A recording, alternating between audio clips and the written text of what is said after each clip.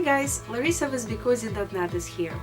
Today I would like to show you how to make this beautiful cable knit blanket with chunky chenille yarn.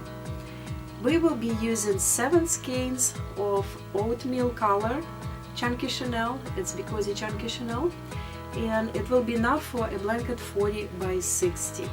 So you will make these 3 lines with cables, as you can see, and that will be pretty good size. A 40 by 60 is a medium size blanket that is enough to cover a medium sized person sitting on the couch.